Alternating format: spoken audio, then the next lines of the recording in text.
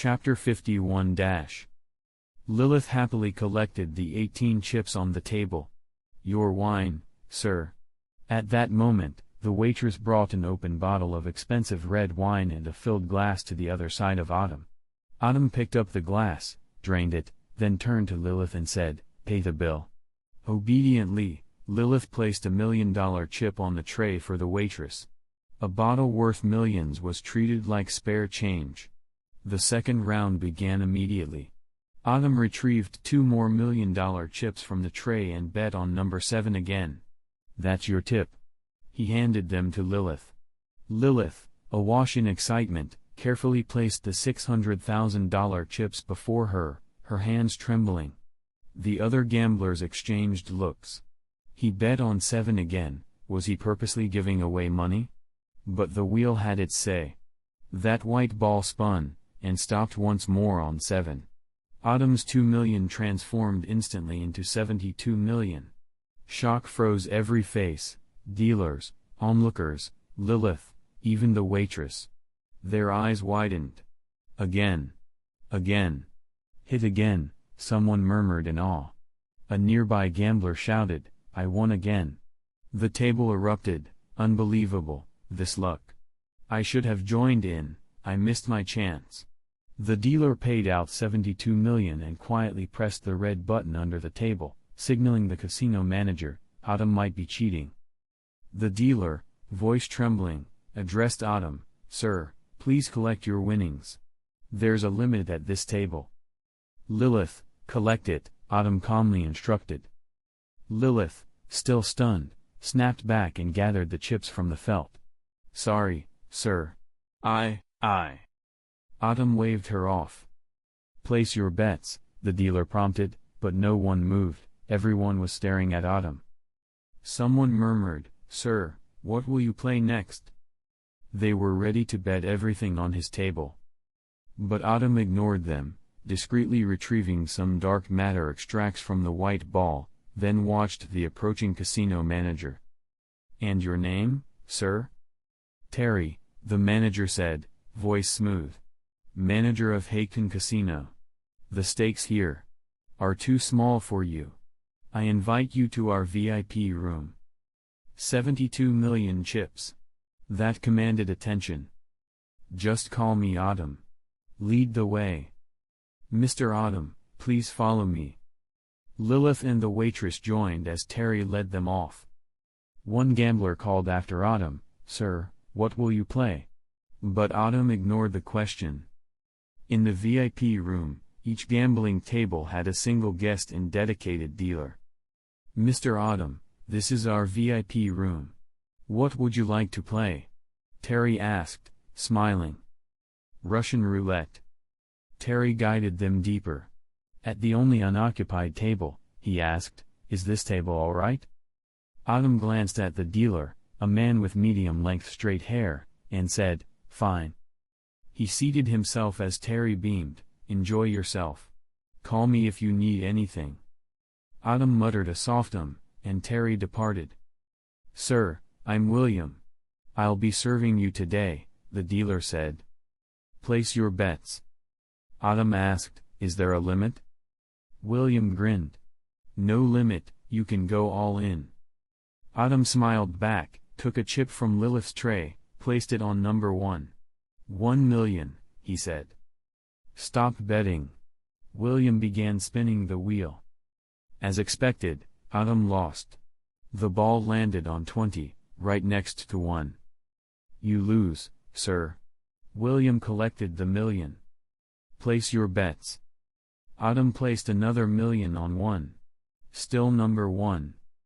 He already understood William's control of the wheel. His Nen ability could influence outcomes. The dealer controlled whether Autumn won or lost. If Autumn didn't intervene. "Stop betting." Ball landed on 33 this time, again beside 1. "You lose again." "Place your bets." William offered again, but Autumn was done testing. "For 70 million, I'll buy number 1. With that, Autumn pushed the entire tray of chips onto spot 1. Chapter 52. After placing the bet, Autumn picked up the glass of red wine beside him and drank it all. Then he looked at William with a smile, and William returned a faint, knowing smirk. As the top official dealer at Hayton Casino, he had seen every kind of high stakes as unimaginable. A bet of 70 million didn't scare him. "Stop betting." William said these 4 words for the 3rd time. As his fingers released the white ball, he thought to himself, this game is in the bag. Unbeknownst to him, Autumn had not relied on the same methods he used downstairs. Instead, he manipulated an imperceptible speck of dark matter using Nen, subtly nudging the ball after William released it, causing it to land precisely on number 1. "This is impossible." William, who had been so confident, shouted the moment he saw the ball settle. Then, as if a realization struck him, his face turned deathly pale. As the dealer, William now looked like a gambler who had just lost his entire fortune. His eyes reddened as he stared at Autumn, yelling, "It was you. You're cheating." "Ridiculous." Autumn shook his head. "Where's your proof?" "I didn't even touch the table." 35 to 1. That's 2.45 billion for number 1. If you can't prove anything, pay up. William's shouting drew attention. Over a dozen VIPs turned toward them. When they heard that Autumn had just won 2.45 billion, many stood up and began to crowd around. Payout? How could they cover that? 2.45 billion wasn't just a number, it was a death sentence for some. Naturally, the commotion caught the attention of others in the casino. Terry, the casino manager, quickly arrived. Seeing Autumn calm and composed, he walked over at once. "Mr. Autumn, I apologize. Our boss would like to meet with you." "Manager." He cheated. He should have hit number 7, but somehow made the ball land on number 1. William, grasping at straws, turned to Terry desperately. "Shut up." Terry snapped at William. The surrounding guests were stunned by William's accusation. "So this casino cheats. No wonder I never win." He tries to cheat and fails, then tries to renege when he loses. "Ha! I'll be watching you lot. Cheating me?" The VIP guests weren't ordinary folk. They were either extremely wealthy, high-ranking officials, or influential elites. The real profit of the casino came from them, not from the common areas below. And what mattered more than their money were their connections.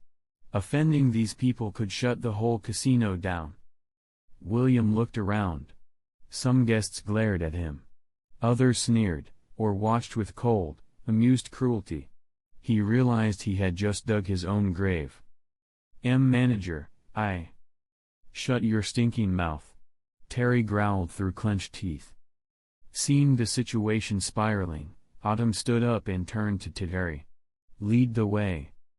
Terry, snapping to action, turned to reassure the others, "Please rest assured, our casino operates with absolute fairness. No cheating is involved. I'll now escort Mr. Autumn to meet our boss. Apologies for the disturbance." Turning back to Autumn, he added, "Mr. Autumn, this way, please." As they left, Terry knew full well that things had escalated beyond his control. This situation required more than a middle manager's touch. As for William, he was finished. On the top floor of the hotel, after passing through a gauntlet of bodyguards, Autumn was finally brought before the casino's true power, Blaise Hayton, the man behind it all. "Boss, this is Mr. Autumn," Terry said respectfully, head bowed. "Leave us." Blaise, seated with his back to them, didn't turn. "Yes, sir." Terry stepped out immediately. Autumn entered the extravagant office and immediately saw the man at its center, Blaise, flanked by 2 bodyguards. It took one glance for Autumn to recognize them as Nen users. Under their watchful gaze, Autumn casually sat on the sofa, entirely unhurried, letting Blaise play his power games. After Terry left, Blaise finally turned, removing the cigar from his mouth. When he saw Autumn, he said. Autumn, right? 2.45 billion? No problem. Help me with something, and I'll give you 3 billion. His tone was arrogant. But the offer showed how deep the casino's pockets were, and how many powerful people it served. And it told Autumn just how influential Blaze was. Perfect. The more powerful he was, the more useful he'd be. Mr. Blaze, you're mistaken. It's 2.52 billion, not a cent less. And I need you to do something for me. Autumn didn't hesitate, he took the lead. Bang. Before the words even settled, Blaze erupted in rage. He slammed the desk. Kill him. His patience evaporated, and he barked the order at his two nin-using guards. But nothing happened. Confused, Blaze turned, and his blood ran cold. Autumn was no longer on the sofa. He stood behind Blaze now. The two bodyguards lay on the floor, lifeless. Bang. Bang. Their bodies dropped with dull thuds. Autumn had moved like a phantom. Mr. Blaze, this is not a negotiation. I'm informing you. Those two weaklings couldn't stop me. Blaze knew the strength of his bodyguards. Knew they were trained nin users. And yet Autumn had taken them out without a sound. Terror washed over him. You. What do you want me to do? Chapter 53. Blaze Haken already understood, Autumn was a ruthless man, someone who could silently eliminate two nin bodyguards with ease. Killing him would be a simple matter. But Blaze, who had clawed his way to power, wasn't a fool. He had both cunning and courage. And he didn't want to die. Not yet. He hadn't fully savored the intoxicating allure of power. I like smart people. So, I need a legal identity in this world. Can you make that happen? As soon as Autumn finished, Blaze nodded repeatedly. Yes, yes, of course. Give me 3 days, I can do it. Blaze wasn't afraid of Autumn making demands. He was terrified that he wouldn't. Even if Autumn asked the impossible, Blaze would agree just to survive. All he wanted was for Autumn to leave. Very good. I'll give you 3 days. Then I'll come back for it myself. If you fail, I'll kill your entire family. The malice radiating from Autumn vanished. In the next moment, he stood at the door. Blaze didn't even see how he moved. Just as he was opening it, Autumn paused, then turned and said, "By the way, my full name is Autumn Else. If you can kill me, feel free to try. Otherwise, if I say I'll kill your whole family, I will." Blaze hadn't even exhaled in relief before fear choked him again. He thought Autumn had changed his mind. "Why yes. I won't dare. I'll definitely take care of it for you." Still trembling on the edge of death, Blaze could only stammer in reply. Only once he was absolutely certain Autumn had left did he begin to breathe again, his entire back drenched in cold sweat. Then he picked up the phone on his desk and dialed a mysterious number. After leaving Haken Casino, Autumn turned and glanced at the hotel's top floor, then disappeared into the city. 3 days passed in the blink of an eye. Autumn had decided his next destination, but first, he needed that legal identity. Meanwhile, far away in Meteor City, Siegel met with a guest also hailing from Meteor Street. The leader of the Phantom Troop, Krilo Lucifer. Back when Krilo founded the Phantom Troop, he still received support from the Elder Council. Initially, the troop served the Council. But as their power grew, they severed most ties. While still maintaining a loose connection, they no longer followed the Council's orders. They had become a force unto themselves. In Siegel's residence, Krilo, seated across from him, held an ancient document in hand. He glanced at Callio, who stood silently behind Siegel, and said, "Elder Siegel summoned me, what do you need?" A few months ago, the Phantom Troop had reunited to massacre the Cortaa clan and steal their Scarlet Eyes. After that, they disbanded again. This time, Krilo returned to Meteor City not only at Siegel's request, but also to deal with his own matters. The troop's number 8 had been killed. Krilo knew who the killer was. He had come seeking revenge. I heard number 8 in the troop was killed. Is that true? Siegel opened the conversation like a cunning fox, trying to seize the lead. Yes. Do you, Elder, have a replacement in mind? A troop rule: if a member dies, the leader is responsible for selecting a new one. That was another reason Krilo returned, to recruit. There's someone. Hisoka. Know him? The Elder Council had grown uneasy with Hisoka, undisciplined and dangerous. They wanted him gone. Passing him to the troop solved two problems at once. Hisoka? Krilo lowered his gaze in thought. Though he hadn't been back long, he'd heard of Hisoka. Noticing his silence, Siegel continued, "But that's not why I invited you here." Krilo raised his eyes, waiting. "I want you to capture a man, and bring him back to Meteor City."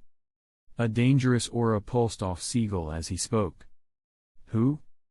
Krilo narrowed his eyes. His interest peaked. If Siegel wanted the man alive, despite such killing intent, he had to be special. Autumn Else. He was once under my command. He's a Nen user. He defected. Siegel spoke plainly now, his rage contained. Oh? A traitor? Krilo's interest grew. After all, the Phantom Troop were rebels too, just without direct conflict with the Elders. I'll give it a shot. But we don't work for free. Krilo responded calmly. He hadn't agreed outright. After a while of discussion, he stood to leave. Outside the manor, an intellectual-looking woman approached. "Captain, Maki has a new member recommendation." Still walking, Krilo matched her pace. "Oh? Where's this person Maki recommended?" "She's already at the gathering point, waiting." "Then let's go." Under the night's shadow, Krilo brought Pakinoda, the troop's number 9, to meet the new recruit. In the western district of Meteor City's central zone, the same place where everyone had died during their last operation, Krilo met the newcomer. Shizuku, Maki's recommendation. And once again, the Phantom Troop, which had only fully assembled a month ago, found half its members gathered. Krilo Lucifer. Number 3 Maki. Number 6 Shanark. Number 9 Pakinoda. Number 10 Benolanov. Number 12 Kordapi. And the soon-to-join Shizuku, replacing the fallen number 8. Chapter 54 was an author's note. Short break hunters. I got nothing from now, so hope y'all have a good day and let's keep going. Chapter 55-. Silently, Autumn arrived once more at the top floor of the Hayton Casino Hotel, facing Blaze Hayton again. "Mr. Blaze, is this your new bodyguard?"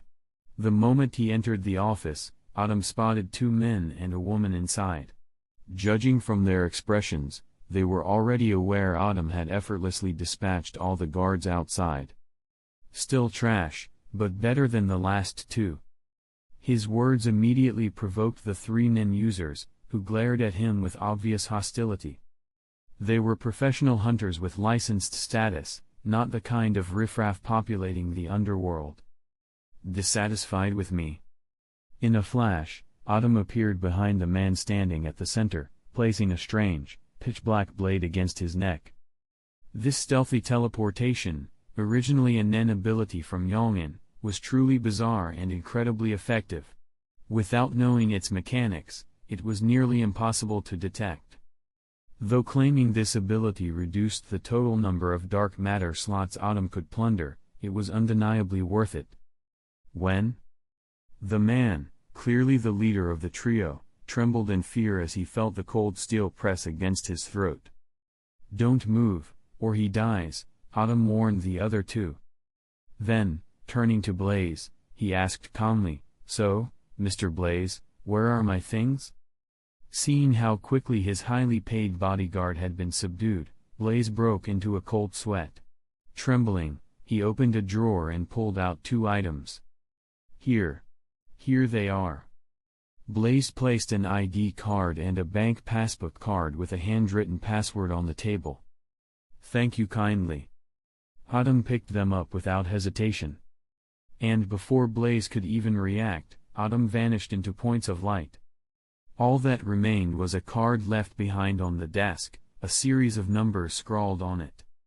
A parting gift. A token of appreciation for fulfilling the request. Of course, the gift would only be useful if the ID card was 100% genuine. When Blaze saw it, his heart surged with relief. Good thing I didn't try anything funny. He quickly stored the contact information Autumn had left. At one point, Blaze had considered pocketing the money and issuing a fake ID, but in the end, he abandoned that plan. He had only 3 days. Not enough time to hire someone powerful enough to kill Autumn. So, he did the job, and covered his bases with those 3 bodyguard hunters. Do nothing, and his whole family would die. Do something, and there was at least a sliver of hope. After securing his ID, Autumn booked a flight and departed Yoooooooooooo City. He carried with him 2 pairs of brilliant red eyes. 10 days later, Autumn disembarked from a boat onto Whale Island, the birthplace of Gone Freaks, one of the original protagonists. Now that he was in this world, how could Autumn, planning a global journey, skip the homeland of one of Fate's chosen? This was also where Gene Freaks, one of the 5 most powerful Nen users in the world, a member of the 12 Zodiacs codenamed Boar, author of the Dark Continent Travel Log, and current member of the Hunter Association, once lived. Whale Island was rich in both natural beauty and legacy. And so, Autumn's journey would begin here. A symbolic first step through the world of Hunter x Hunter. Visiting the iconic places of the original story, Autumn saw it as both sightseeing and a spiritual layout, a path to becoming stronger. Most of the island's residents made their living through fishing, fulfilling the old adage, live by the mountain, eat from the mountain, live by the sea, eat from the sea. After getting off the boat, Autumn scanned the busy docks, then made his way into the village. Naturally, he wouldn't miss the chance to meet Gone Freaks. He also recalled that Jing's cousin Mito ran a tavern here and had raised Gone with her mother. As he passed the village shops, Autumn quickly discovered there was only one tavern. It was run by Mito. Welcome, what can I get for you? Night had just fallen. The tavern had just opened, and Autumn was its first customer. Orange-haired, dressed in a red short-sleeved shirt, Mito stood behind the bar polishing a glass, smiling warmly. Autumn recognized her instantly.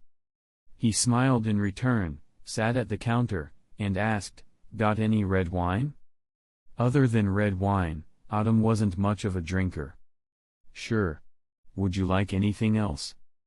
Mito, catching his smile, warmed to him. "Just a bottle for now." "All right, give me a moment." Soon, she placed a full bottle in front of him. "Here's your red wine, guest."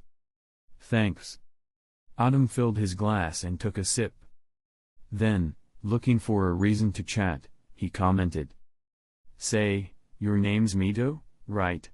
The white-bearded guy outside told me just now." Still polishing glasses, Mito answered casually, "Yeah." "First time on Whale Island? Here for sightseeing?" She didn't introduce herself, just chatted naturally, thinking it might help business. "Yeah. This is the first stop on my global journey. Name's Autumn. Autumn else. No need to call me guest. Just Autumn is fine." Hearing that, Mito smiled even brighter. "All right, Autumn, I'll remember. I know almost everyone around here. When you walked in, I thought you looked unfamiliar." Guess I was right, first time on Whale Island. Chapter 56-. Nodding gently, Autumn turned and scanned the tavern before asking, "Are you the only one working here? Didn't you hire anyone to help?" Unexpectedly, Mito shook her head gently and replied, The guests are usually residents of the town. I can manage by myself. Well, Autumn confirmed that Mito is a hard-working single woman. Mito, 24 beers, please. At that moment, more customers entered, their loud chatter making the pub feel very festive. Autumn turned and saw a tall man leading a large group of people. Kuma, are the dock workers off today? Everyone please sit down, I'll get your drink straight away. Mito said, glancing at Kuma, who strode confidently in. There wasn't much to do at the docks today, so we got off early. Hurry up. Kuma shouted boisterously as he approached the bar. No problem, it'll be done soon. After Mito spoke, she shot Autumn an apologetic look and hustled back to serving. By midnight, the last customers had trickled out and Mito began preparing to close. Autumn finished the last sip of red wine, set down the 100,000 yen ring, and left. He'd noticed Mito's tavern merely scraped by, enough to sustain her, but not thriving. Back at his hotel, Autumn washed off the day's fatigue and resumed practicing his nen. Training nen was like rowing upstream, no progress meant falling behind. He knew his strength was far from unrivaled, so he dared not rest. The next morning, Autumn left early and ventured into Whale Island's jungle. The terrain was complex, with dense foliage and bottomless lakes harboring rare fauna.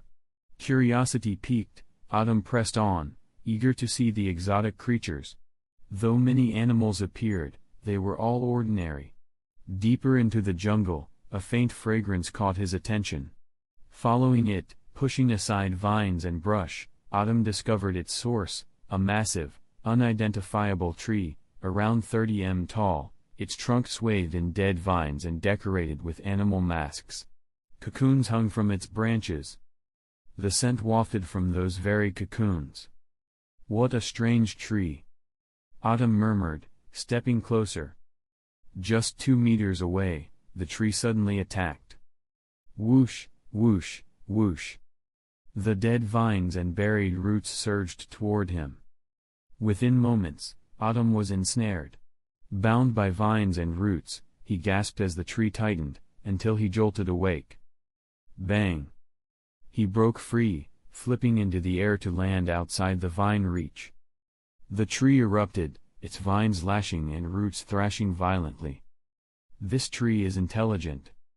The thought struck Autumn. Intelligent plants were rumored in Whale Island's forests. The tree must have sensed him through its scent. Seiki, nen circle slash? No, that was wrong term. He steadied himself. Using his nen, Autumn slashed through vines and roots, severing the trunk at its root. Woo! He heard a sound, like a babe crying. Click, click, click. Bang! The ancient tree toppled, crushing surrounding saplings. Its uproar silenced. The severed trunk oozed sap that looked like blood. With a swift nen slash, Autumn cut open a cocoon. A black ichor poured out. The stench was horrendous. Autumn recoiled, retreating until the smell faded. The odor lingered, so strong he could smell it even a kilometer away. Moments after his departure, the black liquid was absorbed back into the remaining cocoons via thick roots. Watching animals flee in panic, Autumn shook his head. I'll come back later. He left the noxious area behind. That afternoon, after wandering through the forest, Autumn was about to return to the inn when he noticed movement to his right. Are you spying on me? Bang, bang. He grabbed a young boy wearing a green vine straw hat and green clothes, hoisting him by the collar. Startled, the boy twisted and kicked, but Autumn merely loosened his grip and caught the boy's ankles, holding him upside down. You're nimble, kid, but too weak.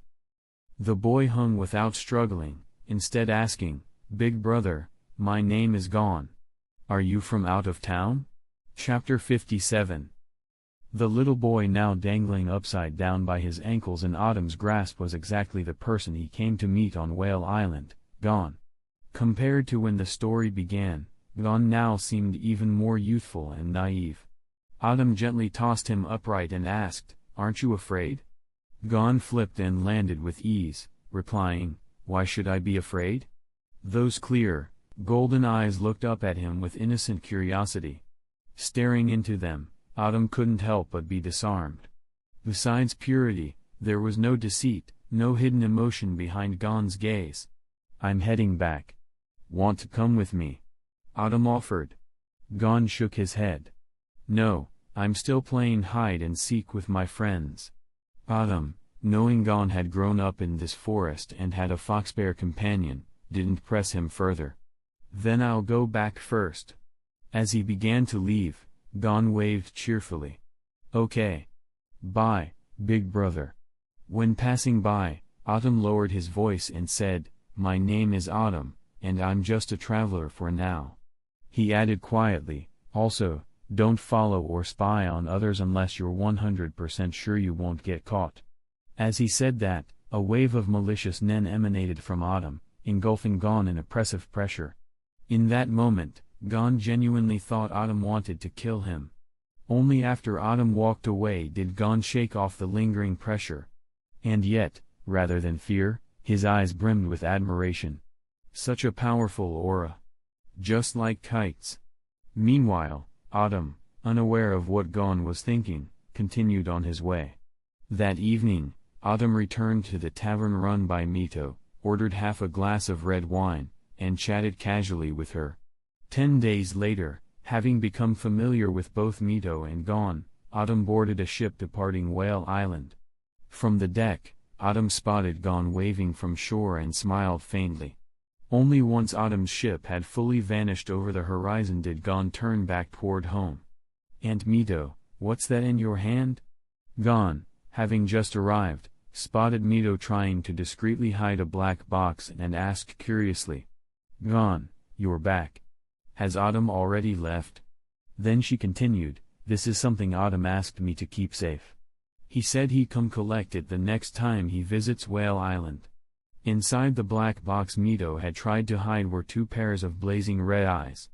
The storage fee was 5 million jenny.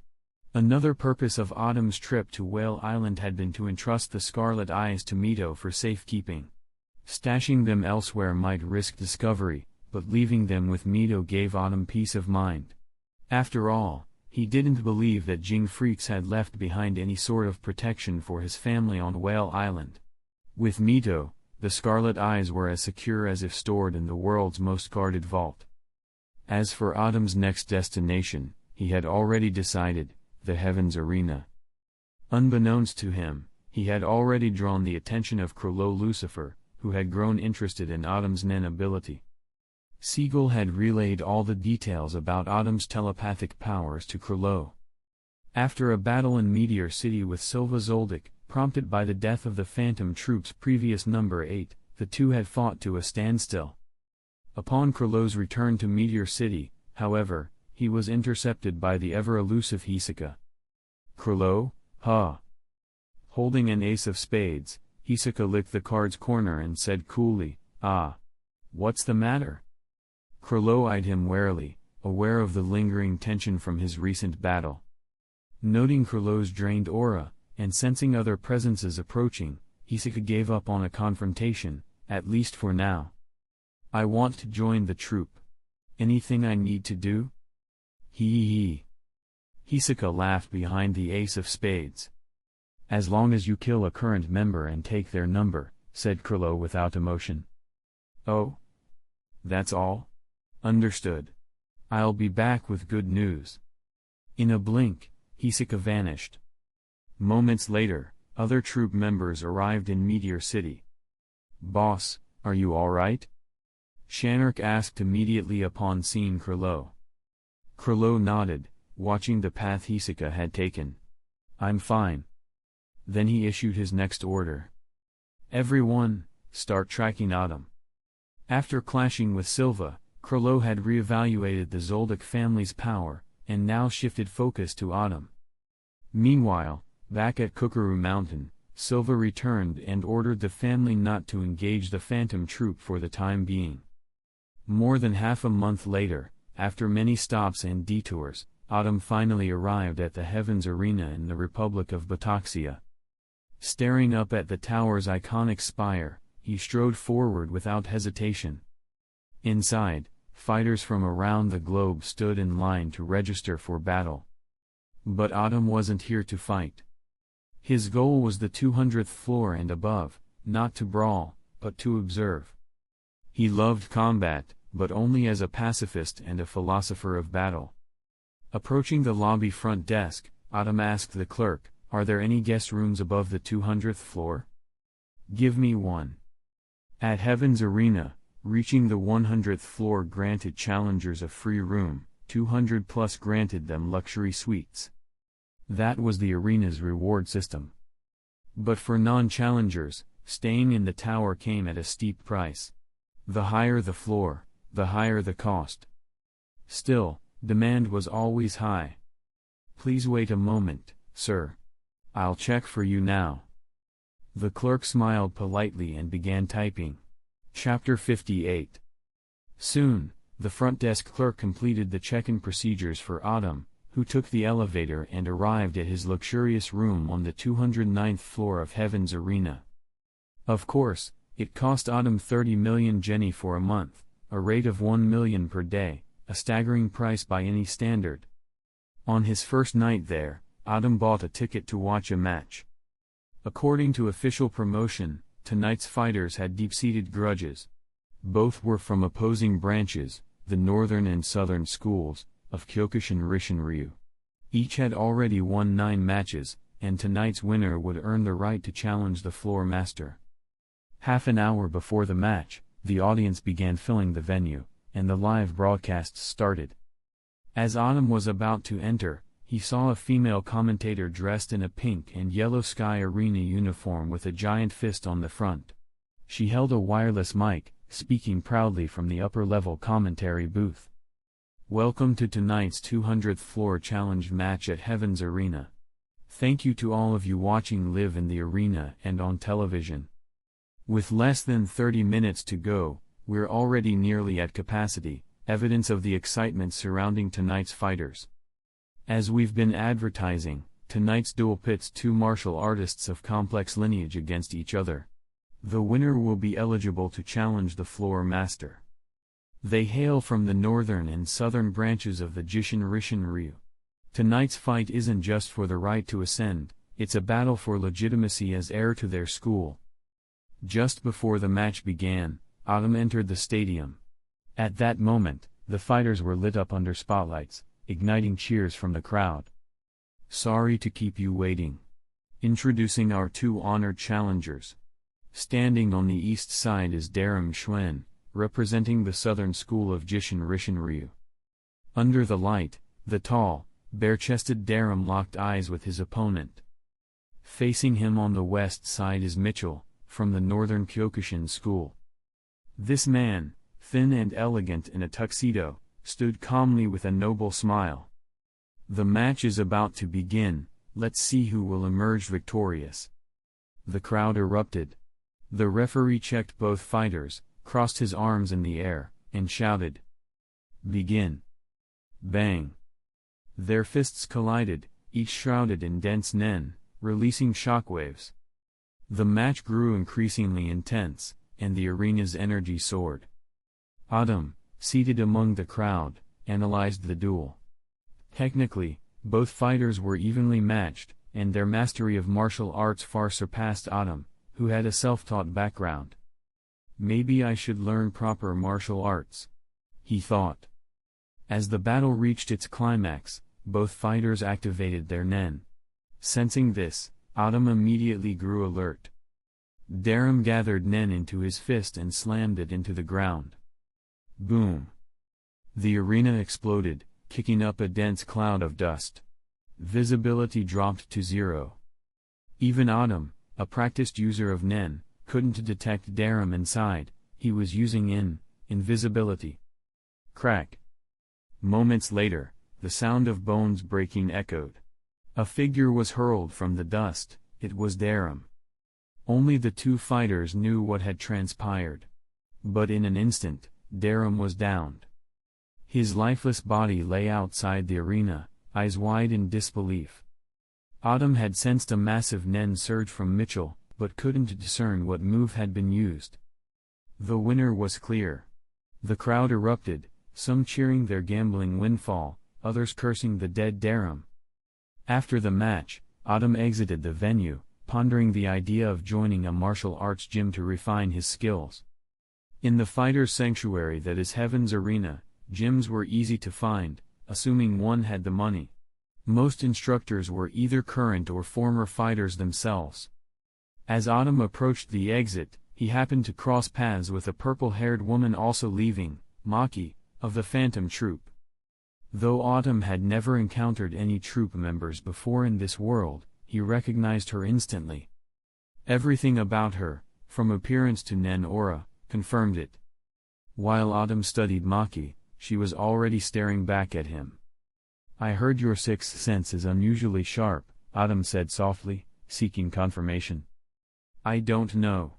Why, are you having a premonition?" He let out a wave of malicious Nen. In that instant, Maki's instincts flared. This man was dangerous.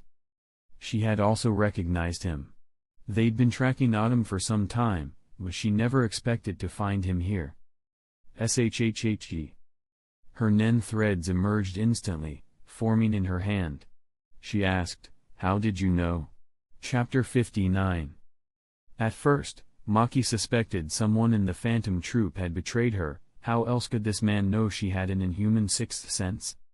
Hardly anyone outside the group knew. But after some thought, she found it unlikely. Yet Autumn's next words made her uneasy again. "Maki, right?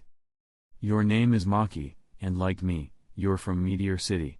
That thread of yours, impressive." In an instant, the thread of Nen in Maki's hand gleamed coldly as she shifted into a defensive stance, startling Autumn. "How do you know this much about me? And that we're after you?"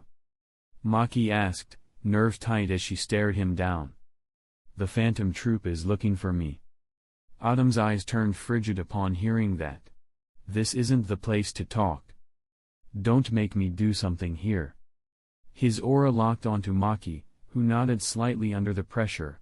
Sensing danger and hearing the alarm bells of her sixth sense, she followed him in silence. Tap, tap, tap.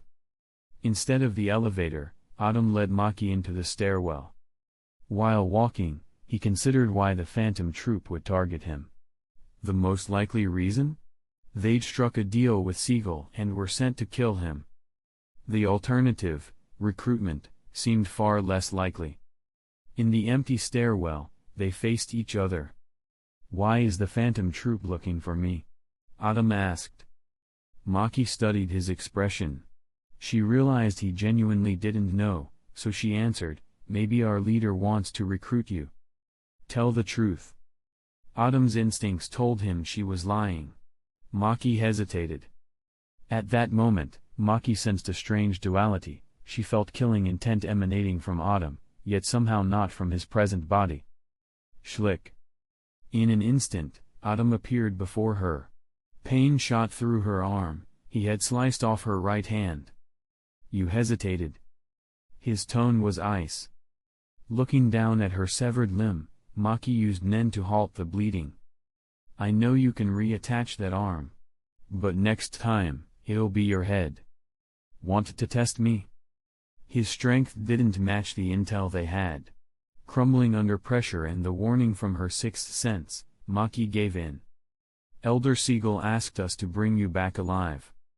Though she told the truth, she kept Krillow's actual motivation secret. But it was enough. Autumn's mind raced. He knew the Phantom Troupe had ties to the Elder Council, and if he defected, Siegel ordering his capture made sense. What he didn't know was that Krillow's true goal was his Nen ability. "Where's Krillow?" Autumn asked. Maki, aware that Krillow was indeed here, still replied without hesitation, "I don't know." Drawing on his knowledge of the original world, Autumn said gravely, "Give Krillow a message. Yuvagin, Nobunaga, Shanark, Phaeton, Kordapi, Omokage, Pakinoda, thinks, Banolanov, Franklin, and you, Maki. Including Krillow, If you don't want your names and nen abilities exposed, stop chasing me. Otherwise, as A-level criminals, ask yourselves if you can withstand the Hunter Association's pursuit. Hearing Autumn list every current troop member, excluding only newcomer Shizuku, Maki's expression shifted. With just her left hand, she now saw Autumn as a blade suspended over the troop. No. I have to inform the boss. He knows too much. That thought raced through her mind as she said aloud, "Understood. You can go now." Autumn told her flatly. Maki took one last glance at him. Moving her fingers, she used her nen threads to retrieve her severed hand, then turned and walked away. Nen type, thread suture. To increase the pressure, Autumn called out Maki's exact ability just as she stepped away. He knows. He really knows. Maki's mind raced. Not until Maki had vanished from sight did Autumn, standing motionless, dissolve into a point of light and disappear. Back in his room, Autumn couldn't calm himself enough to train. Sitting on the sofa, his expression dark, he brooded over the phantom troop.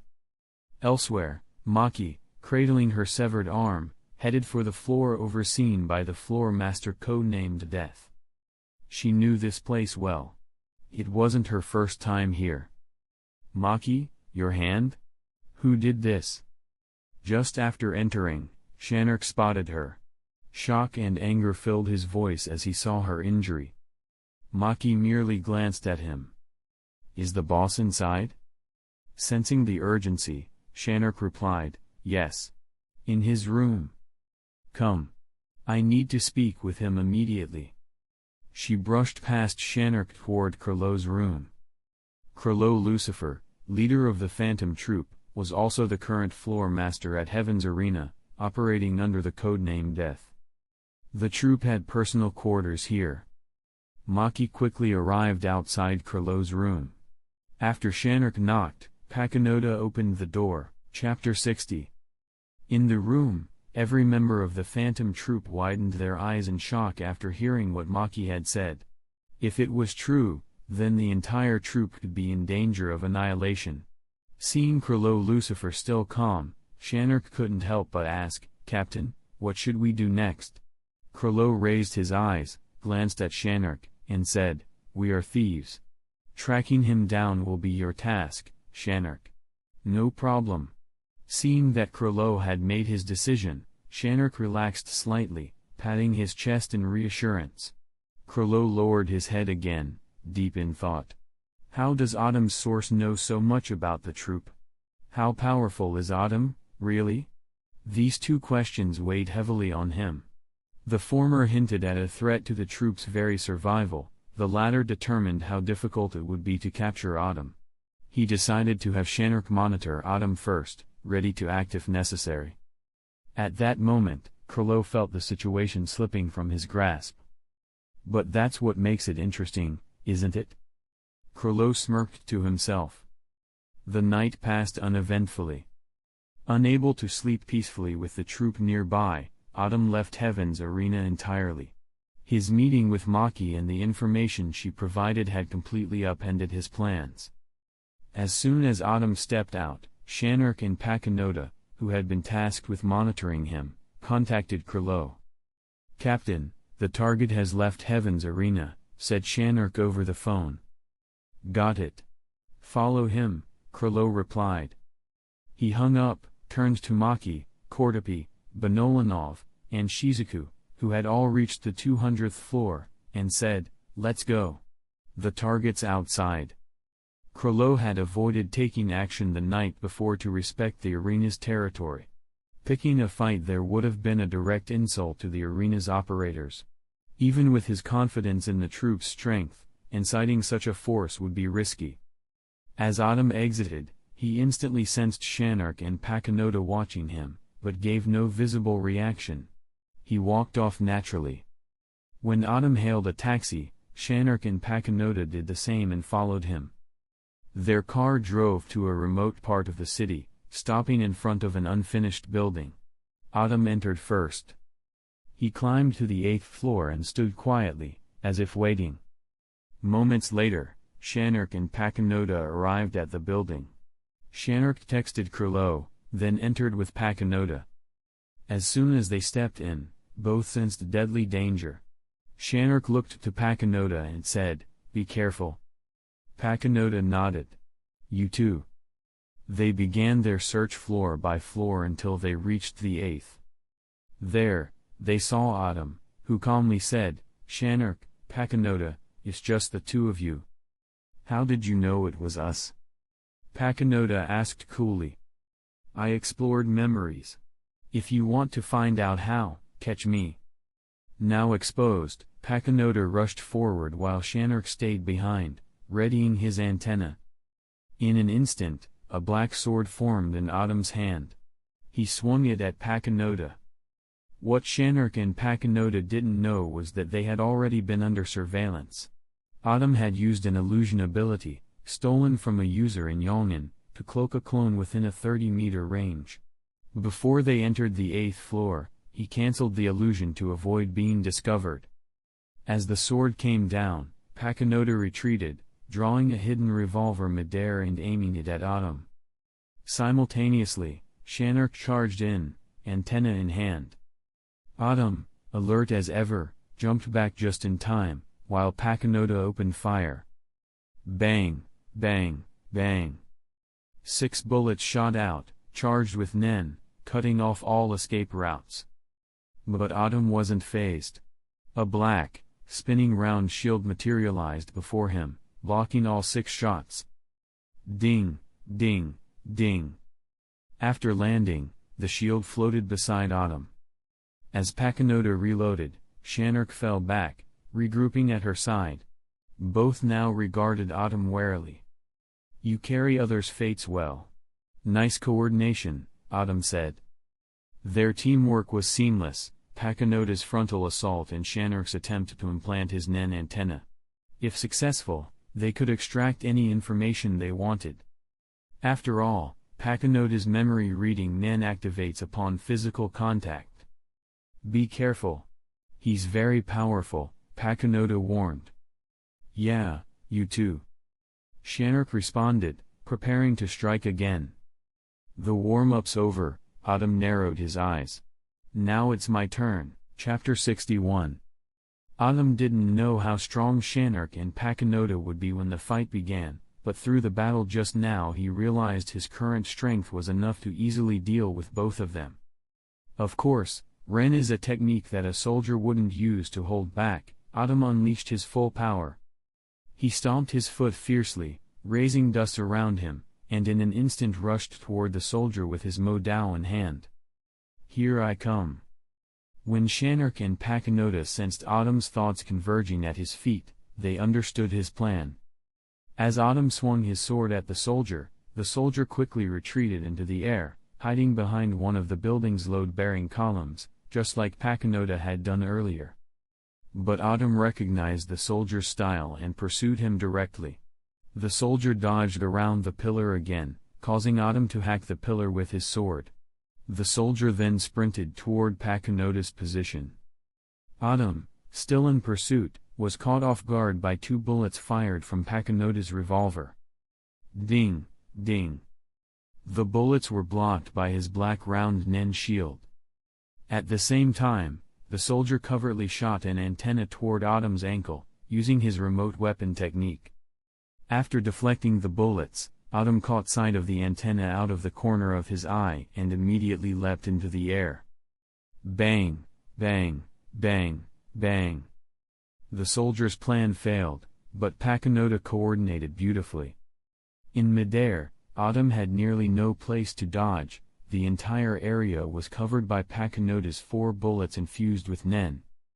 If it had been anyone else, they'd be doomed, but not Autumn. Another black round Nen shield appeared before him, larger than the first, completely protecting his body.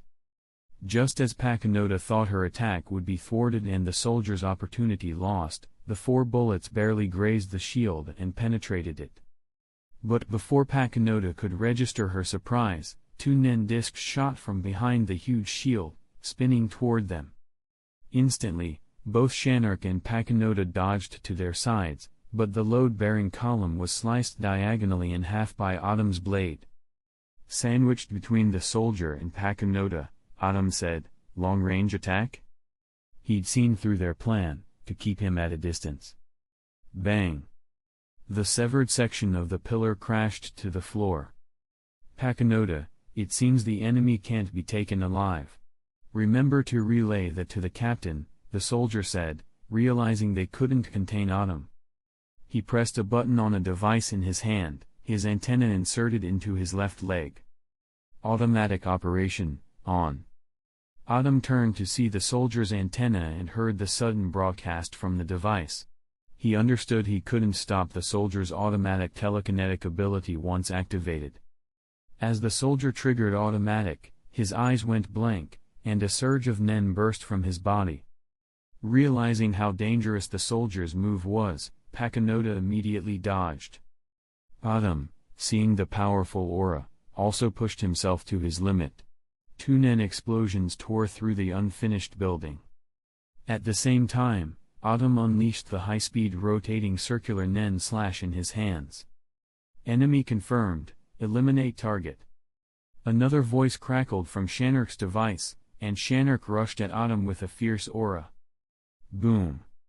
The golden light crushed Autumn mid-retreat in the air. Watching this, Pakanota sighed and murmured, "Too bad I couldn't read his data. I wonder if the captain will be mad." But before she finished, she felt a sharp pain in her neck. Her head snapped back, and before darkness fully claimed her, she heard a voice. "Too bad. You're dead." Simultaneously, the soldier stopped at the edge of the floor. Automatic operation hadn't finished eliminating Autumn, but Autumn's circular nen slash, spinning at over 4,000 RPM and infused with Autumn's aura, broke through his guard and severed his left leg. Automatic operation was forced off, consciousness returned instantly.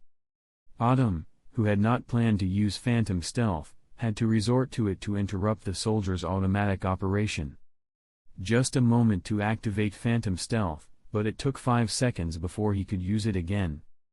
Pakanota, seeing the illusion vanish around Autumn, relaxed, and paid with her life. Autumn killed her with a single blow. When the soldier regained his senses, he thought he'd beaten Autumn, but he saw Pakanota's head flying and Autumn standing intact. "Pakanota!" the soldier cried, grief and rage making his voice tremble. Pale and bloodied, he pressed nen to heal his thigh wound, and tears slipped from his eyes. "Don't be sad or angry. I'll escort you to her now," Autumn whispered. The circular nen slash that had severed the soldier's leg floated back under Autumn's control, hovering outside the building. But the soldier, sensing danger behind him, half-crouched and dodged. He glared at Autumn with murderous hatred, and leapt backward off the building. Watching the soldier escape, Autumn's face lost its calm. Exhaustion lined his cheeks as he panted heavily. To stop the soldier on automatic, Autumn had used every ounce of visible nen. He was spent, and his recovery would be slow. If the soldier hadn't fled, Autumn would have had to retreat. Chapter 62. On the other side, Krilo Lucifer and his 5 companions drove to the scene. As they neared the unfinished building, they immediately sensed 2 distinct auras. The stronger one was clearly Shanark's. The other, roughly half as powerful and completely unfamiliar, was undoubtedly Autumn's. "Captain, it's Shanark. Something's happened to them," said Maki, unease filling her voice. Their vehicle halted abruptly outside the building, just in time to see Shanark leaping down. Maki quickly moved her fingers and used her nen threads to weave a net at his landing point, safely catching him. "Captain, Pakanota was killed in the building," Shanark said after flipping off the net and landing lightly on the ground. Suddenly, a dangerous aura radiated from everyone present. Krilo's eyes shimmered with a terrifying cold gleam. "Surround this place." Krilo issued his command, and the other 4, excluding Shanark, immediately sprang into action, forming a perimeter around the unfinished structure. "Be careful yourself." Krilo gave this brief warning to Shanark before walking into the building alone. But when Krilo reached the 8th floor, Autumn had already vanished.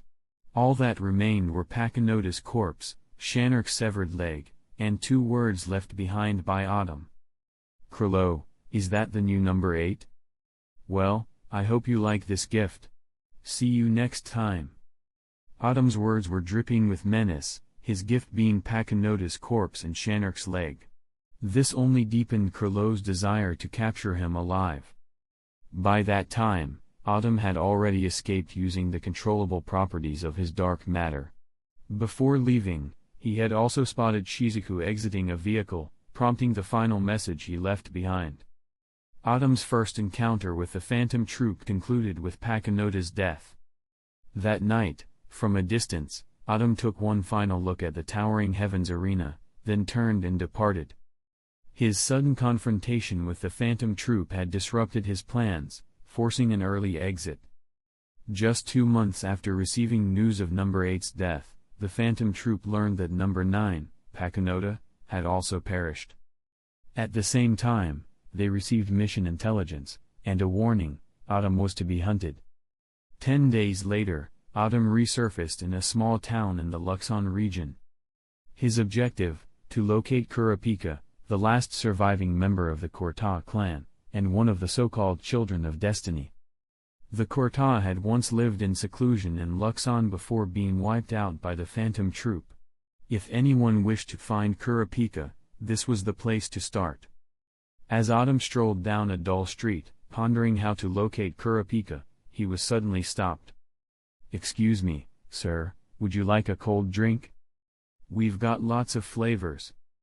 It was nearly winter, and business was slow. A girl with a youthful aura stood hopefully in front of a cold drink shop, completely void of customers. "Got mango?" Autumn, who hadn't enjoyed a cold drink in ages, turned toward the shop. "Yes.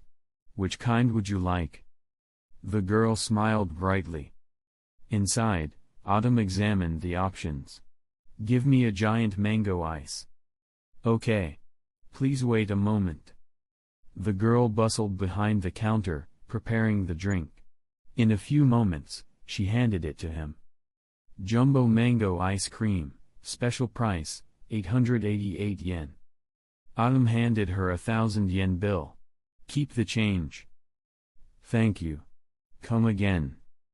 The girl bowed slightly, beaming. Autumn, holding his drink in his left hand, exited the shop. He scooped a big spoonful, took a bite, and his eyes lit up. This is the taste. Cold drink in hand, Autumn reached his hotel. As he began to check in, he noticed someone staring at his hand. I'm being watched." Without turning, Autumn had already sensed the man's location, and confirmed he wasn't a Nen user. Just a regular person. Staying composed, Autumn completed check-in and headed to his room. The man tailing Autumn watched him enter the hotel, then immediately made a call. After a few rings, the line picked up. "Boss, I found a fat sheep." Autumn, hidden in the shadows, silently shook his head. He was becoming as jumpy as a bird. "Fat sheep, huh? Hard to chew," he muttered inwardly before vanishing without a trace. He had already deduced that the man was part of the local gang. But that worked in his favor. Autumn could use the gang's resources to locate the ruins of the Kurta clan. That evening, despite waiting all day, no one came to cause trouble. Autumn was baffled. "Aren't I the fat sheep? Why hasn't anyone made a move? Looks like I'll have to be the one to act." With that, Autumn left his room and walked outside. "Boss, that's him." The same man pointed at Autumn as he exited the hotel, addressing a rough-looking leader beside him. "Well done. He's definitely a fat sheep." The boss clapped the scout's shoulder and nodded at Autumn, clearly impressed. This gang specialized in preying on outsiders. From Autumn's clothes, they'd already gauged his wealth. Single fat sheep like Autumn were their ideal prey. Chapter 63. Under the watchful eyes of a group of gang members, Autumn slowly walked into a remote alley. Their leader immediately gave the order, "Go ahead, block him in there." A group of underlings surged forward, but once they reached the alley, they couldn't find a trace of Autumn. "Boss, he's gone," said the man stationed behind the alley, reporting with visible confusion. "Useless trash. Can't even stop one person." The leader snarled, veins bulging in anger. "Looking for me?" Suddenly, Autumn's calm voice echoed through the alley. "Looking for you, my ass." The gang leader turned, ready to shout, but stopped mid-sentence. This voice. It's wrong. Spinning around quickly, he saw Autumn standing casually at the mouth of the alley. He pushed past his underlings, glaring at Autumn. "You little bastard. You really came back knowing we're after you. Think you can just walk out of here again? This time, I want more than your money. I want your life." He jabbed a finger toward Autumn, barking to his crew, "What the hell are you waiting for? Get him." But no one responded. Furious, he yelled, "Are you all dead?" Turning to look behind him, his fury turned to fear. All his underlings were down, knocked out cold without a sound. It wasn't even clear if they were alive. Autumn, who had just been standing in front of him, was now directly behind him. You. The man trembled, his voice cracking, eyes darting back to the alley entrance, where Autumn still seemed to stand. "What's your name?" came Autumn's voice, saturated with a sinister, overwhelming aura. The man collapsed in fear. "Ah!" A blood-curdling scream rang through the alley. He was so terrified that he actually wet himself. "Don't kill me, don't kill me, don't kill me." He sat frozen, shaking, his eyes wide with panic as he repeated the phrase over and over. Autumn scoffed and withdrew his aura of malice. He hadn't expected the man to be this weak. "What's your name?" he asked again. Though the terrifying aura was gone, the fear remained etched into the man's face. Grasping at the chance for survival like a drowning man to a straw, he blurted. "Topa, sir. My name is Topa. Please, don't kill me. I don't want to die." To Topa, Autumn was an absolute demon, someone who could kill without blinking. He was certain his underlings were dead. But Autumn said calmly, "Relax. I'm not killing you. Yet. And your men aren't dead." Indeed, Autumn had simply knocked them out. Killing them would have served no purpose. Before Topa could feel relief, Autumn continued coldly, "But if you can't do what I say next, you'll wish you were dead. Understand?" Topa, terrified, nodded repeatedly. Yes, I understand. Just tell me what you want." "I'm looking for a place. About 2 years ago, a group of people were living in seclusion in the Luxon region. You're going to find that location for me." One thing stands out about them: when they're angry, their eyes turn crimson. The moment Autumn said that, Topa lit up with recognition. "Sir, I know who you're talking about. More than 2 years ago, some kid showed up in town. When he got mad, his eyes turned red. I don't know where he lived, but I'll find it." His words confirmed for Autumn that he was on the right track. That red-eyed kid was almost certainly Kurapika. "Good. You have 10 days. Boom. Autumn stomped the ground, leaving a small crater. The sound echoed through the alley. Topa flinched hard. "Of course. I'll get it done, no problem." He didn't dare imagine what would happen if that blow had landed on him. "I'll come back in 10 days, Autumn warned. "And don't even think about running. Unless you want your entire family to disappear." With that, Autumn vanished. It took a long moment before Topa dared to move. When he finally stood, he walked over to the man who had pointed Autumn out earlier as a fat sheep. He kicked him savagely in the head. Crack. The man's neck twisted violently. He died instantly. But Topa wasn't done. He kept kicking the corpse, over and over. "Fat sheep. Fat sheep. I'll show you, fat sheep. You got me into this mess. He kicked until he was exhausted, then turned and started waking his surviving men. Afterward, Autumn stopped by the same cold drink shop from earlier that day. He ordered a Big Mac strawberry ice and returned to the hotel. Now, all he had to do was wait for Topa's results. No more wasting time or energy on a wild goose chase. Phantom Troop. Just wait for me. He stared out the window, eyes full of vengeance. On the other side, Krilo Lucifer, who had left Heaven's arena alone, looked up, his expression thoughtful, almost sensing something. He murmured, "It's going to rain." Chapter 64. In the blink of an eye, 10 days had passed, and Autumn had searched extensively, but still found nothing. Searching the Luxon region for the ruins of the Courtauld clan would normally take at least a month. But now that the 10-day deadline had arrived, Autumn went to find Topa again. "Topa, have you found the location?" Inside a bar in the small town, Autumn leapt from outside up to the 5th floor and looked through the window at Topa, who was nervously fidgeting in his office. "Ah!"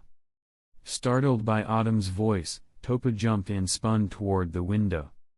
When he saw Autumn standing outside, on the 5th floor, his thoughts spiraled. "Sir. We found it. It's 30 kilometers north of town, in the Taliesin Mountains," Topa blurted, drenched in sweat. "The person you were looking for came from there." He was too terrified to meet Autumn's eyes. "Taliesin Mountains, huh?" Autumn murmured, considering the lead. A second later, a bloody hole appeared in Topa's forehead. Even in death, Topa's face remained frozen in terror. Whether it was because he failed to report back promptly, or because Autumn simply didn't trust him, he never had a chance. The next day at noon, Autumn entered the Taliesin Mountains alone. Eventually, he found the remains of a settlement.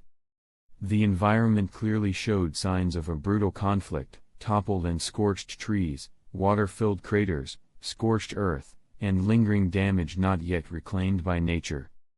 It was unmistakably the ruins of the Courtauld clan. As he pressed further north, Autumn suddenly heard rhythmic banging from deep in the forest. Pa!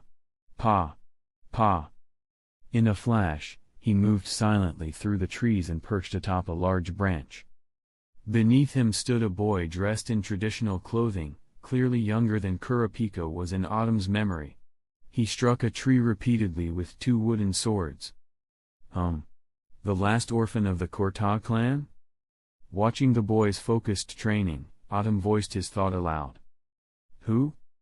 Startled, the boy leapt back and looked up. Kurapika stared at Autumn, taking a combat stance, and in a flash, his pupils turned crimson.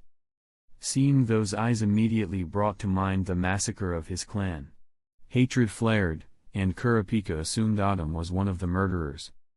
Autumn smiled faintly and jumped lightly down to the ground. Once he saw the scarlet glow in Kurapika's eyes, he was certain this was indeed the last surviving Courtauld. Pa! Pa! Just as Autumn landed, Kurapika, mistaking him for an enemy, launched a ferocious attack with both wooden swords. But Autumn casually caught both weapons mid-swing, holding them firm. Startled, Kurapika's expression darkened. Autumn looked him in the eye and asked quietly. "Hatred, anger, remarkable skill. Can you tell me your name?" "The last survivor of the Courtauld clan." Kurapika's crimson eyes blazed with fury, brighter and more intense. Realizing he couldn't retrieve his weapons, Kurapika launched a kick, but Autumn effortlessly countered, knocking him back. Kurapika rolled several times but quickly jumped to his feet. His hatred consumed all reason, he was ready to die just to take Autumn down. But before he could charge again, Autumn spoke. "Don't you want to know who the real killers of your clan were?" His voice was calm, non-threatening. He made no aggressive move, standing there like an ordinary man. The words caused Kurapika to pause mid-charge, reason returning to his eyes. Even so, he remained wary. "Who are you? And why do you know that?" he asked with deep suspicion. Autumn, clearly impressed, smiled at Kurapika's caution. "There's no need to treat me as your enemy," he said gently. "They're my enemies too. After all, we come from the same place." Those last words, "from the same place," set off alarm bells in Kurapika's mind. He almost considered capturing Autumn and torturing the truth out of him. But Autumn, seeing right through his thoughts, released a wave of sinister nen. "If I wanted you dead, I could do it with a flick of my finger. You're far too weak right now." The pressure of Autumn's aura was suffocating. Kurapika felt like an invisible hand was gripping his throat, and fear flashed in his eyes. He quickly retreated, putting distance between them. "Then tell me your purpose," he shouted. Even under that pressure, Kurapika didn't falter entirely. He was one of the destined children of this era, after all, not someone who'd collapse like Topa. "Shouldn't you introduce yourself first?" Autumn asked, letting the pressure subside. "My name is Autumn. Autumn else." His tone softened as he withdrew his nen. Chapter 65. Compared to the intense and sinister nen aura from moments before, Autumn now looked like a friendly older brother next door. "Kurapika, you can call me Kurapika," he said, still cautious. Autumn smiled gently. "Do you want to know the truth now?" Kurapika nodded, his crimson eyes locked on Autumn. "Yeah." Autumn didn't withhold anything. He spoke directly. "The people who massacred your clan were a group of powerful thieves. They killed for the Scarlet Eyes, your clan's fiery red eyes. By the way, the Scarlet Eyes are considered one of the 7 most beautiful things in the world. Every organ collector on the black market wants them. The group that did it is called the Phantom Troop. Just days ago, I killed their number 9, Pakanoda. She was one of the ones involved in your clan's slaughter. So now I'm being hunted by the entire troop." After he finished, Autumn silently watched Kurapika, who had lowered his head. He was furious but remained composed. "The Phantom Troop." Kurapika growled the name through gritted teeth. He raised his head, ready to ask more, but Autumn spoke first. "Put away your anger. It only proves how powerless you are. The angrier you get, the more alluring your scarlet eyes become. Makes me want to take them." The sharp warning startled Kurapika, who instinctively recoiled. He closed his eyes and took a deep breath. He understood the message. Autumn wasn't an ally, and displaying anger might trigger him. They were not companions. When Kurapika opened his eyes, the red had vanished. He was calm again. "You know about the Phantom Troop," Kurapika said. "Please tell me what you know. I'll send them all to hell and avenge my clan." But Autumn shook his head. "I know everything about the troop, but why should I share it with you?" Kurapika was stunned. Autumn elaborated. "First, we're not allies. I have no reason to give you intel. Second, you're too weak right now." That last line hit Kurapika like a slap. "Bastard!" He rushed forward in anger. Bang! But before he could even land a blow, Autumn kicked him aside. Kurapika slammed into a nearby tree, shaking loose a shower of leaves. Cough, cough. As Kurapika struggled to his feet, Autumn continued. "Control your impulses. I warned you not to show your scarlet eyes to me again. That's your second strike." He stared at Kurapika, who looked like he was itching to punch him. "You couldn't even take one of my hits. Even if I gave you the info on the Phantom Troop, you'd die before you could use it." Silently retracting his scarlet eyes, Kurapika asked, "Then what do I need to do for you to give me the information?" "Get stronger," Autumn replied. "When you've mastered powers beyond what ordinary people possess, then you'll be qualified to work with me." "You're not ready yet." Kurapika, sharp as ever, picked up on a key phrase. "Powers that ordinary people don't have? What kind of powers?" In response, Autumn held out his right hand and activated his nen. A faint bluish-purple light from his dark matter plunder glowed in his palm. "Can you see what I'm holding?" Kurapika, still untrained, shook his head. "No." "Watch." Autumn deactivated the nen and brought his fingers together like a blade. Then he used the advanced application of nen, enhancement. With a swift motion, he slashed the thick training tree behind him. Crack! The tree split cleanly in two. Boom! It fell over with a thunderous crash. Kurapika stared in disbelief. "What kind of power is that?" he asked, shaken. He had briefly sensed a powerful surge of energy when Autumn used Ren, though he didn't yet understand it. Autumn answered calmly. "This is Nen. A power only a small number of people in the world possess. Every member of the Phantom Troop has it, and their masters." "You're a long way from vengeance." Kurapika asked again, "How do I learn it?" Autumn smiled. "Seek it out. Put everything you have into finding it. That journey itself is training." "Oh, and some of your clansmen knew Nen too. Even they weren't enough to stop the troop." Kurapika knew Autumn wouldn't tell him more, so he nodded. "I'll find it. I'll gain this power." At that moment, Kurapika's resolve crystallized. For the first time, revenge felt within reach. "Well then, good luck. I should be going."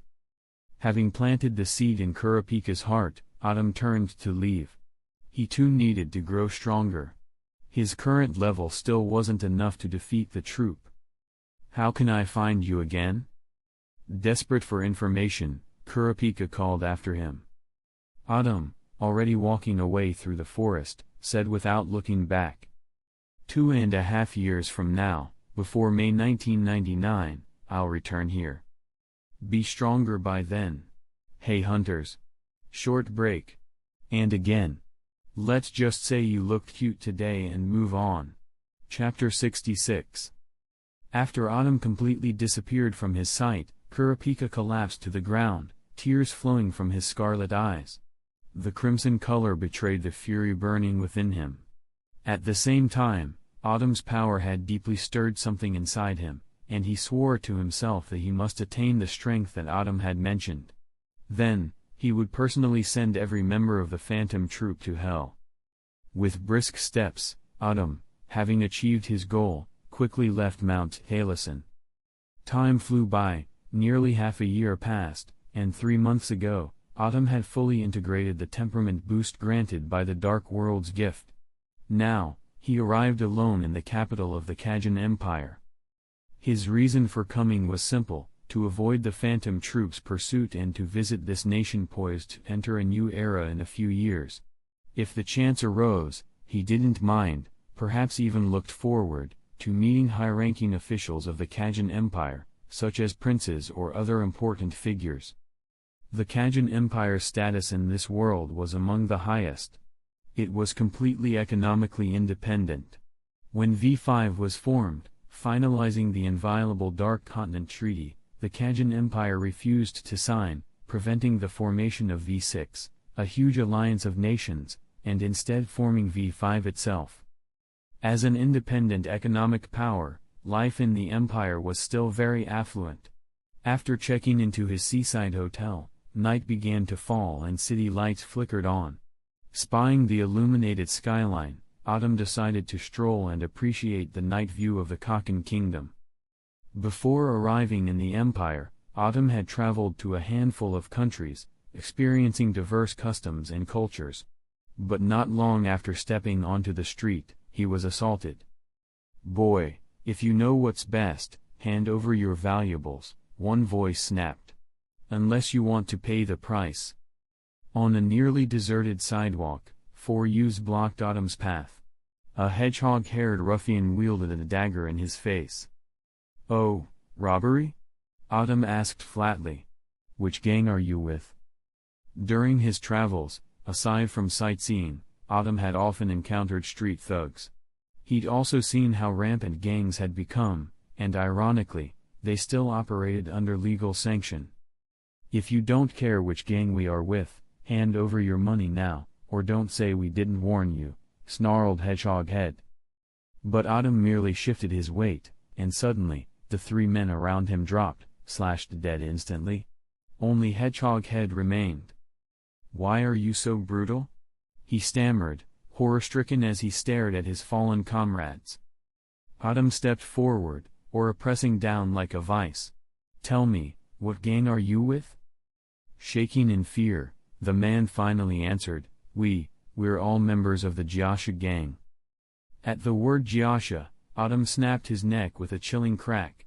He walked past the corpse and continued down the street.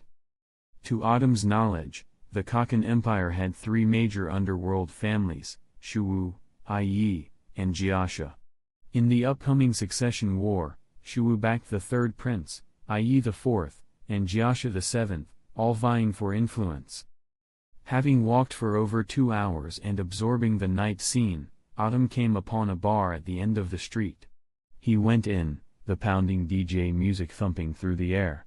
He paid no mind to it. He ordered a table in a private room, a bottle of costly red wine, and settled in. Meanwhile, a short, bald, portly man was rallying his men at the scene where the four had died.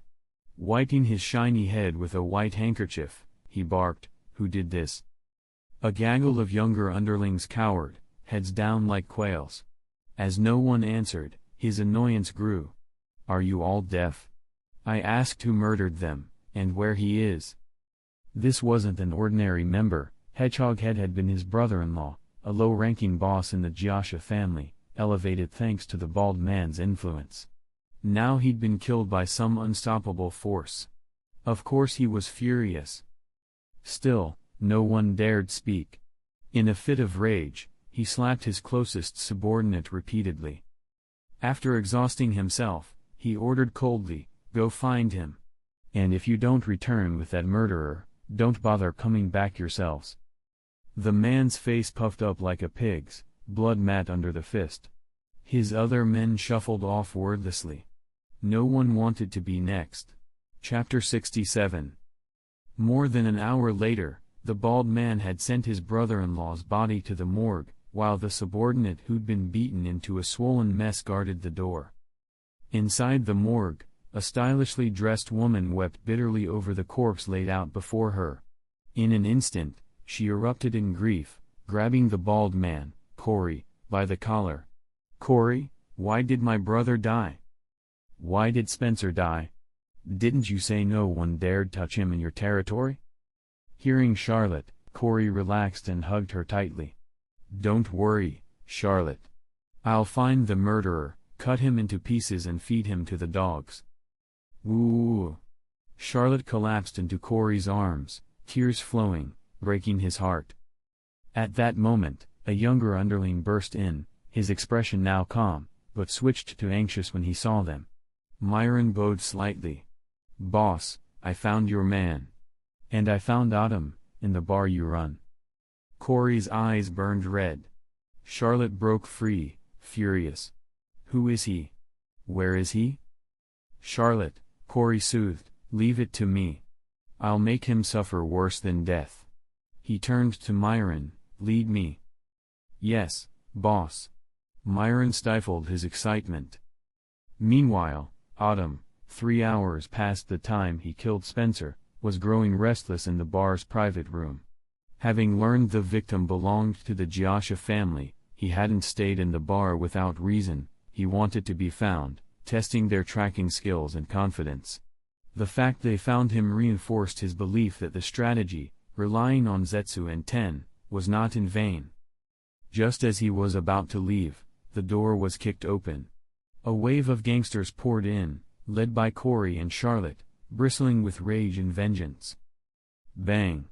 Charlotte lunged at Autumn, but Corey held her back. "Let me avenge my brother." Charlotte, fuming, tried to break free. "Charlotte," Corey whispered. "Leave this to me." Gently he released her and stepped forward. "Myron, is that him?" Myron nodded. "Boss, yes, he killed Spencer and the others." Corey, furious, faced Autumn. "Do you know who you killed? You'll die painfully for this." He ordered his thugs, break his limbs first. Myron, eager for credit, sprang forward. Boss, leave it to me, I'll make sure he suffers. He charged aggressively, certain of his moment. Autumn watched quietly. Myron rushed in, but Autumn remained seated. In a blink, he shot out his right hand, yanked Myron's head, and slammed it onto the table. Bang! Glass shattered. Wood splintered. Myron's head burst like a water balloon, brains and blood misting the room, but Autumn remained untouched. The explosion of gore hit Corey and Charlotte, staining their hands. Shards and splinters rained on the remaining gangsters. One by one, bang, bang, bang, a dozen more of Corey's men exploded in horror, their heads obliterated. The private room descended into hellish chaos. Charlotte screamed in terror, then fainted. Corey, frozen with horror, cradled her unconscious form. "You? Who are you?" he stammered, eyes wide with fear and blood. Chapter 68. Despite his position in the Joshua family and control over a district, Corey was shaken. Not the environment, but Autumn intimidated him. He'd never witnessed someone wield such means. Corey stammered, "Tell me, if I kill you, will the Joshua family avenge me?" Autumn tilted his head indifferently. Cold sweat formed at Corey's brow, mixing with his blood before dropping to the floor. "Don't kill me. Please. Kill me, and the Joshua family will come after you," Corey wailed, backing away while still clutching Charlotte, fear overtaking him. From Autumn's eyes, Corey realized Autumn held no personal interest, but the indifference felt like a death sentence. Just then, the man who had been beaten into a near husk and left guarding outside, Sean, burst in. He'd heard Corey's terrified cry and rushed over, only to find the previous living turned to corpses. Autumn appeared beside him like a shadow. "Want to be on top?" The startled Sean gasped. He spotted traces of Autumn's earlier presence by the door and, heart pounding with ambition, murmured, "I want to. I want to." Autumn smiled faintly. "Then kill them. I'll give you the chance." With that, he exited the room. Fueled by ambition and the promise of status, Sean pulled a dagger and stormed back in. Moments later, sounds of violence echoed. Autumn, walking out, heard Corey's agonized screams fade, then silence. Sean emerged, dripping with blood. He bowed, voice shaking, "Sir, I have killed them." Fear flickered through him, he crossed the line. But power beckoned stronger. Autumn asked, "What's your name?" "Sir. I'm Sean Beelis." "Don't resist internally if you want power," Autumn said. He slapped Sean on the chest, sending dark matter pulsing into him. "Accept this willingly, it is your power." Terrified at first, Sean braced himself for death. Instead, energy ignited inside him like a blue-purple flame. Autumn instructed coolly, "This power is called Nen. Use your Nen like water over your skin, and you will succeed." He walked away, leaving Sean to master his burst of life aura. Autumn had chosen well. Sean possessed an unusually strong life essence. 2 days passed. Autumn wandered the capital, drinking in sea breezes by the waterfront plaza. Without turning back, he asked, "Sean, are you controlling your power well?" About 5 meters behind him, Sean, no longer beaten and swollen, stood at attention. He bowed eagerly. "Thank you for teaching me, Lord Autumn." Now recognized as a Nen user in the Joshua family, Sean was confident, he'd already picked up additional Nen insights from others in the gang. Autumn murmured, "Don't thank me. It was casual. No loss if you couldn't handle it." "Understood. Master Autumn, our gang leader invites you," Sean said. Autumn halted, then turned and walked toward the sleek black car parked in the plaza. "Let's go. I want to see him too." He passed by Sean, who silently followed. Chapter 69. The black car glided along the road, bringing Autumn to the ground floor entrance of the Joshua family headquarters. As soon as the vehicle halted, A sharply dressed man in black approached and opened the door. "Sir, please step out." The man introduced himself. "My name is Barrett, captain of our boss's bodyguards." "Welcome, Autumn Else," he continued with poise, but a bead of cold sweat trickled down his forehead. "I don't normally shake hands with unfamiliar Nen users," Barrett admitted, stepping back as Autumn subtly slipped no-handed out of reach. His Nen ability, Close Friend, would have activated with a handshake, but Autumn avoided the gesture, evading detection of his telepathic aura. Barrett realized Autumn was dangerous and hesitated to bring him before Gabriel. Regaining composure, Barrett fell in step. "The boss is awaiting you in the conference room. Please, this way." They moved toward the left elevator. Moments later, it chimed at the 18th floor, the building's tallest level. A middle-aged butler greeted Autumn by the doors. "Mr. Autumn, I'm Fiat. The head of the house awaits." 10 other Nen users, elite guards of varying strength, flanked the butler, their gazes fixed on Autumn. "Thank you," Autumn nodded graciously. As Autumn followed him down the corridor, Barrett discreetly phoned Gabriel Gasha, the acting head of the Gasha family. In the spacious conference room, Gabriel and Autumn sat opposite at a long table, with Fiat standing behind Gabriel. Barrett, Sean, and other Nen guards remained posted outside. Autumn spoke first. "Mr. Gabriel, you asked for this meeting, what's the purpose?" Gabriel responded coolly, "Perhaps the better question is why a traveler would come to meet me." He leaned forward.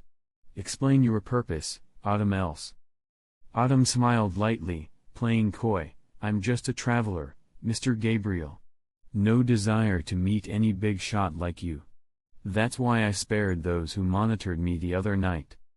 He nodded, voice calm. "I expect you have an explanation for that."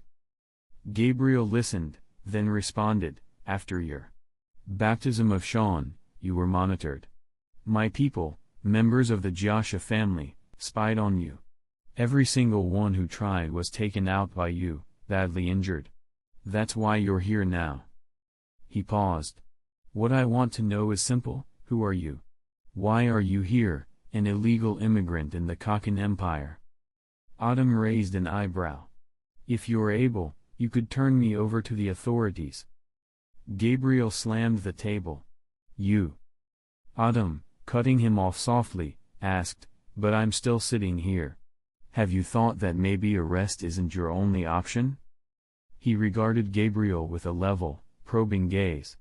"Do me a favor, and I'll help solve your sneaking in problem. How about that?" Gabriel did not hide his anger as he processed the offer. Gabriel spoke carefully, "Your illegal presence isn't major, as long as you're not caught. Imprisonment's not on the table yet. But I want to test you. If you agree willingly, that will clarify a lot." Autumn, smirking, said, "Not much to gain for me. Besides, it would be more fitting if the real Mr. Gabriel Gasha explained." He glanced at Fiat. "Am I correct, Mr. Fiat, the butler?" Fiat blinked, collected himself and replied calmly, "Mr. Autumn, I'm afraid I don't know exactly what you're implying." Autumn leaned back, expression cool. "Let me be clear, this is the head of our Gasha family, Mr. Gabriel Gasha. If I doubt that without reason, perhaps you should correct me." Chapter 70. However, Fiat received no reply. Autumn remained silent, gazing at him intently. Silence hung heavily in the conference room.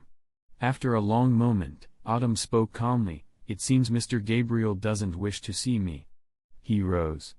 "Goodbye, then." Just then, a deep voice echoed from behind Gabriel's seat, "Is my absolute not hot enough?" Fiat jumped aside as an impostor, pale and stiff, stood from hidden behind the wall. It was a decoy Gabriel. Autumn, pausing mid-rise, eased back into his seat. He then saw the real Gabriel Gasha emerge from a concealed door. He smiled, "No, it's just I'm overly perceptive." He added with a wry tone, "And your stand is too weak." Autumn had long sensed a hidden Nen presence. The fake Gabriel's performance was over-obvious. Autumn knew Gabriel's intent to use him. As the real Gabriel stepped forward, Fiat discreetly pulled the decoy's chair away. "Out," Gabriel commanded. The impostor bowed, exited quietly, and the door closed behind him. "Now, tell me your purpose," Gabriel demanded in a low tone. Autumn responded, voice calm, "The friendship of the Giascia family." Gabriel arched an eyebrow. "Friendship with the Giascia family is not given lightly, it requires mutual benefit." Gabriel replied softly, "I don't need friendship." Autumn smiled strangely.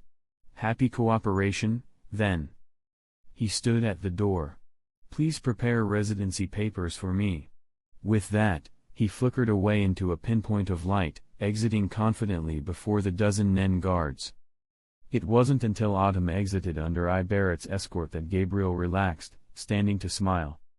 "Fiat, arrange identity papers for our esteemed guest." Fiat bowed. "As you command." Gabriel recognized Autumn's telepathic skill as a powerful asset. He planted a seed of alliance. Later, at his hotel after dinner, Autumn was visited by Fiat, delivering an envelope. Fiat announced, "Mr. Giascia asked me to give you this." Inside were a Kajan Empire resident ID and a property certificate. Autumn examined them, nodding in approval. "Tell Mr. Gabriel I'm pleased." He looked up. "Anything else from him?" Fiat answered, "Yes. Our master is curious about King Huigra's enormous ship, built at national scale." Intrigued, Autumn nodded. "I'll investigate. I'll return in 10 days." Fiat bowed. "We look forward to your presence." Once alone, Autumn reflected, did Gabriel truly know nothing about the project, or was he concealing? The Giascia family is powerful. Participating in succession indicates top-tier influence. If Gabriel didn't know, perhaps Huigra's ship project was too secretive. If he did know, it was a test. Autumn's next allegiance hinged on his answer. Autumn, armed with foresight from his rebirth, felt ready. He planned to scout the shipyard under cover. The next night, Autumn headed out late toward the shipyard. Meanwhile, Autumn's file lay open on Huigra's desk, monitoring the unexpected rise of this new player. Chapter 71. Outside the shipyard, Autumn's figure loomed in the darkness. Just as Autumn easily jumped into the shipyard, he discovered that the future B.W1 was only just beginning construction, a fact that left Autumn somewhat disappointed. He had sneaked in merely to get a glimpse, to sate his curiosity. After wandering around, Autumn found the design sketch, but after a quick look, he lost interest. "I'll study it once it's built," he thought. Soon after, Autumn opted to leave the shipyard without uncovering anything useful. He had expected no meaningful clues here. As Autumn departed along the deserted road, he stopped mid-stride and said aloud, "3 of you, I intend to go. Are you still following me?" No sooner had the words left his mouth than 3 figures dashed from the shadows with a whoosh, surrounding Autumn, 2 in front, 1 behind. "You have keen senses, but sneaking into a shipyard is a serious crime. We cannot ignore the king's decree." The man behind Autumn spoke first. "Are you planning to capture and punish me now?" Autumn replied calmly, "No. I simply intend to eliminate you here. After all, the king's decree is, for anyone daring to sneak into the factory, execution without mercy is mandated." The tall man on Autumn's left, wearing spiked boxing gloves, clenched his fists. A red aura flared around him as he spoke. The man in front on Autumn's right continued, "As for your family, we'll take time, but they'll be executed in secret." Behind Autumn, the third man shouted, "Accept the sentence." Bang! At his signal, the spiked gloves fighter punched toward Autumn's head. But his speed and strength were no match for Autumn. With ease, Autumn countered, appearing behind him in a flash and delivering a crushing strike. Bang! Autumn twisted and launched into a whip-like kick that struck the attacker in the back, sending him sprawling forward. The man struggled midair, planting his hands on the ground before landing on his feet. I really didn't want this to turn into a fight, Autumn thought. He'd only used about 20% of his strength to subdue the trio guarding the shipyard on Huigara's orders. He didn't intend to kill, they were going to need him in the Kakin Empire later. Offending the king wouldn't serve him. The man who had been kicked away scrambled to his companions, panting, "Careful, his strength and speed are beyond mine." Inwardly, he thought, if he wanted to kill me just now, I wouldn't be alive. The man who had ordered the punishment turned to ask his associate, "How much power was that?" 50%, replied the spiked gloves man instantly. "Then next time we attack together," said the first, resolute. "The king's orders can't be ignored." They sprang forward in unison. Autumn, having never unleashed his full strength since absorbing the gift from the dark world, tapped into every ounce of nen he possessed to face the trio's combined assault. A powerful aura burst forth, and the three staggered, slowed, fear evident in their eyes. Autumn's full power overwhelmed them completely. "Ah!" 3 agonized screams pierced the night. Moments later, silence reclaimed the darkness. 2 minutes later, Autumn left the scene of the skirmish. No bodies were found, because Autumn had used dark matter to annihilate the corpses. Back in the city, Autumn called Fiat, instructing him to tell Gabriel to cover for him and manage the fallout from eliminating the 3 intruders. 10 days passed in a blink. Autumn, having toured nearly every landmark in Kakin's capital, returned to the Gasha building to meet Gabriel Gasha again. "Mr. Autumn, have you found the information I requested?"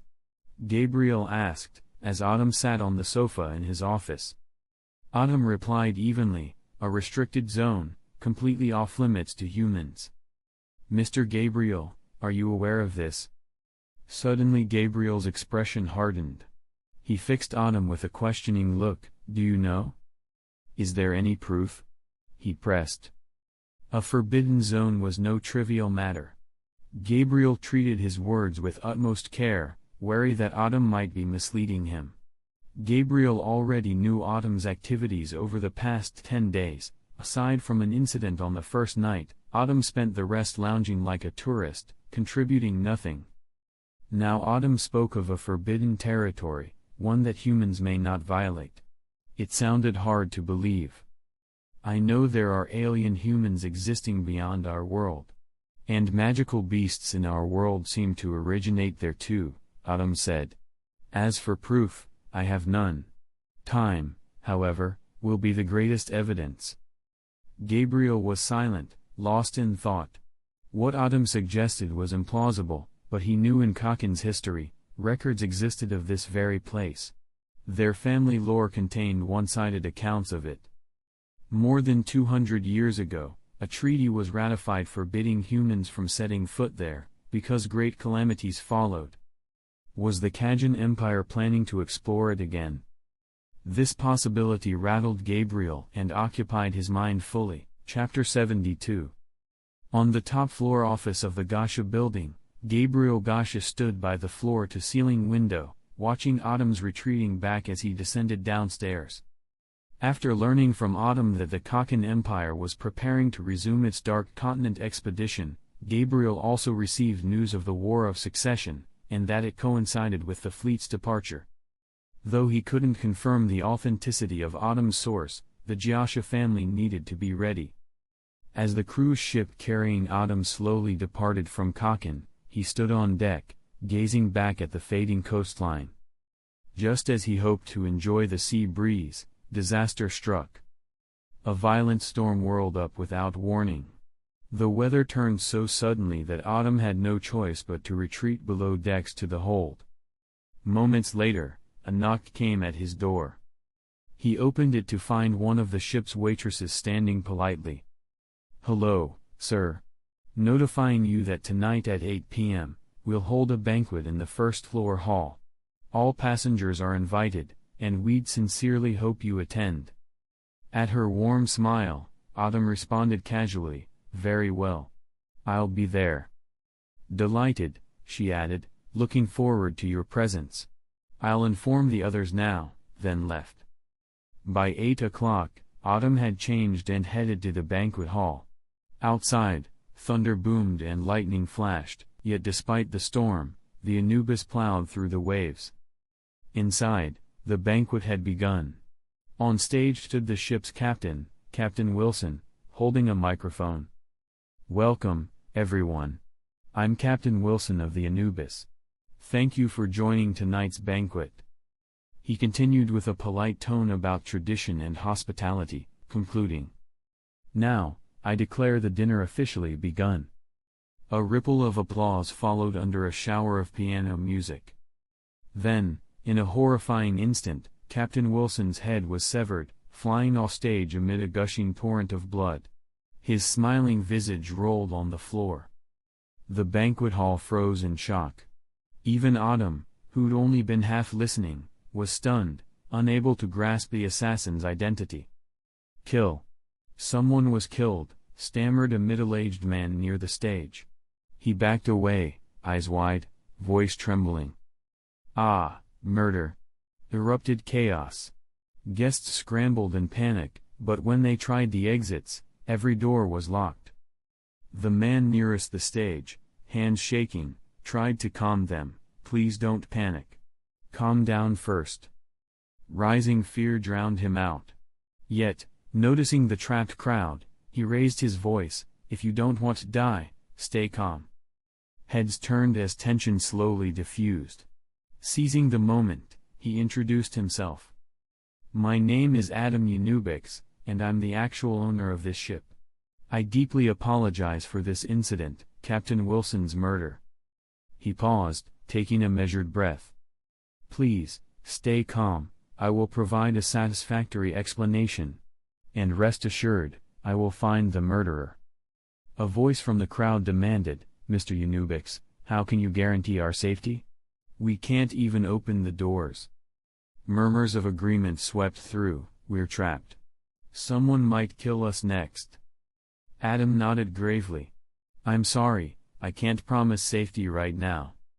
He paced the stage, continuing, "That's why we must cooperate to identify the culprit. One among us is responsible." He gestured to the audience, "Everyone here, including myself, is a suspect. So please, remain calm, and help catch the murderer." His words had an immediate effect. The crowd stiffened, but order was restored. Autumn, observing keenly, made a vital deduction: the banquet hall doors had been tampered by someone wielding Nen. That meant the assassin must be a Nen user. Chapter 73. However, after scanning the room, Autumn couldn't detect another Nen user, apart from himself. Yet residual Nen still clung to the door handle, a clear sign another Nen user had been present. He recalled, people with Nen ability for mind reading have a distinct life aura. Their aura instinctively coils tightly around them once they focus. Zetsu instinct kicks in, unlike ordinary people whose aura continuously drifts outward. That inward contraction acts as both protection and enhanced defense. Autumn frowned. He had obviously overlooked something. "I must have missed something," he thought, retracing every moment since entering the hall. He remembered arriving last and having the door opened for him by a certain waiter. Just as Autumn honed in on that moment, Adam Yoooooooooo issued a command. "All wait staff, please gather here." At that instant, Autumn sensed something was off, but before he could pinpoint it, the killer struck again. This time, the victim was Adam. No warning. In one brutal instant, Adam's head was severed, identical to Wilson's. Ah, dead. Adam is dead. Panic swept through the hall as guests again surged toward the exits, only to find them locked. Desperate, they seized whatever was at hand, chairs, tables, smashing at doors in chaos. Some attacked the windows. That shift triggered a realization in Autumn: this banquet hall had been converted into an airtight secret room. The windows were now bulletproof glass. No wonder he hadn't spotted the killer, he was concealed by Nen barriers. Black particles. Autumn extended a finger. A pitch-black sphere the size of a ping-pong ball appeared. Channeling his mind and dark matter, he launched it at the glass. This new technique from his training was stronger than a circular nen slash. The dark projectile slammed through the bulletproof window with explosive force, spraying wind and rain into the hall. Then the killer emerged. It was the waiter who had opened the door for Autumn earlier, now standing peripherally with an oxygen cylinder on his back. He had blended into the background, waiting. Autumn locked onto him with his aura. Bang! A sudden blow broke the illusion Nen had provided, and the doors flew open behind them. Guests fled in terror and relief as the killer glared at Autumn with murderous hatred, if looks could kill. Only after the hall emptied did Autumn speak. Autumn, hi. I'm Autumn. May I know your Nen ability? The murderer, still in his waiter's uniform, growled, "It's your fault they escaped." In anger, he drew the dagger used on Wilson and Adam, unleashed his Nen ability, and lunged at Autumn. But Autumn was ready. A massive dark matter claw emerged from beneath, pinning him to the floor. Autumn chuckled. If you hadn't tried to kill me, you might have succeeded. This sealed room can be poisonous. The murderer went silent, red eyes burning. Autumn probed, "Revenge against me? If you answer my questions, I'll let you live. For now, your revenge can wait." Desperation flashed in the killer's eyes. He had spent 2 years planning this, and feared dying without accomplishing it. He nodded. "Okay." Autumn asked, "Your name?" "Frank. Frank Toby." "And your Nen ability? Please, explain it." Autumn was eagerly curious. Nen is diverse, yet mind reading remained one of the rarest skills. He leaned forward, ready to uncover the truth. Chapter 74. Autumn had not plundered dark matter for a long time. Without gifts from the dark world, he even lacked the motivation to practice. "My Nen ability," Frank spoke softly, then said to Autumn, "The invisible man in the secret room, this is my Nen ability. As long as I am in the secret room, I can become invisible and no one can trace me. The only way is to break the secret room I created. Only then will I be exposed." Autumn was deeply moved.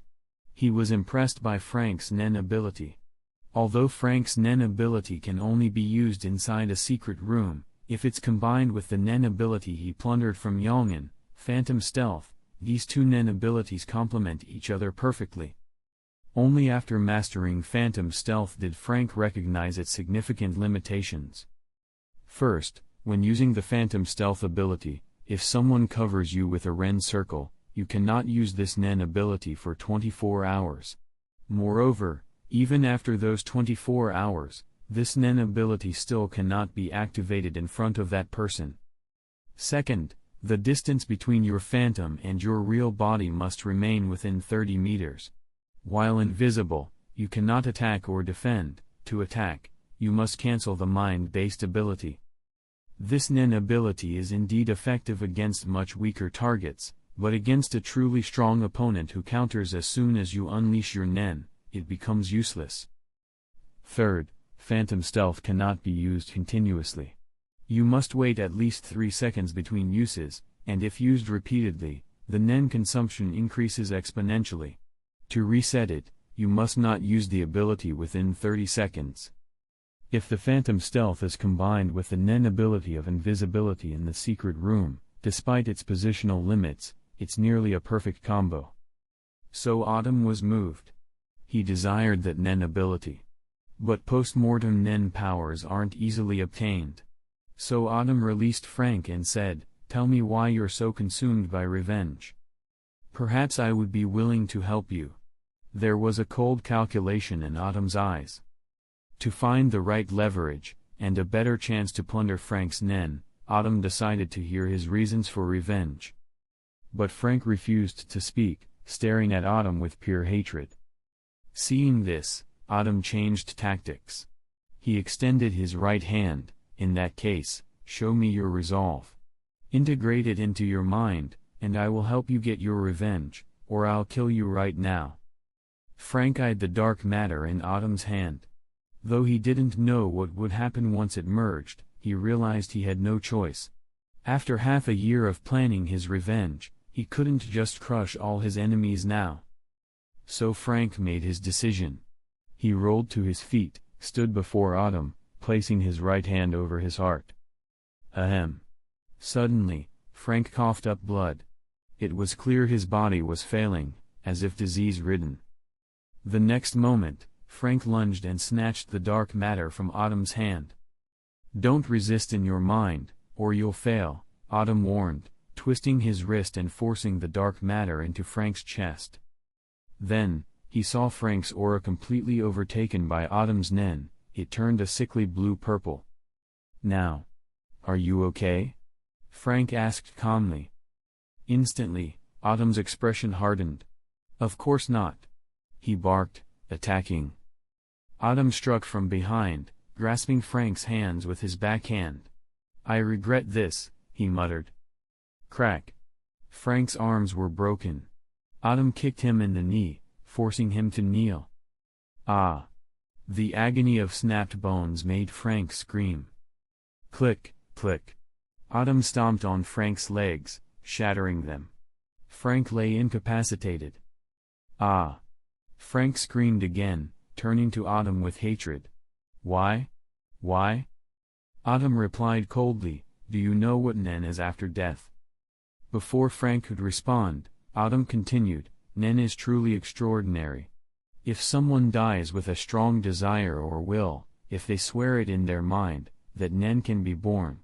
In layman's terms, it haunts them. Puff, Frank spat up blood, offering a wretched smile. Kill me. Just kill me. But Autumn smiled back. He kicked Frank, flipped him over, and said, No. I won't kill you, there are many on this ship who want to. To Autumn's surprise, Frank responded with grim laughter, hee. Then go ahead. I'll crawl out of hell and have my revenge. At that moment, the group of passengers who'd fled burst back in. They saw Autumn and Frank, both broken, in the banquet hall. They hadn't wanted to return, but realizing they were stranded at sea, they picked up weapons and came back. Autumn turned to them. This man killed Captain Wilson and Mr. Adam, but we can't execute him now.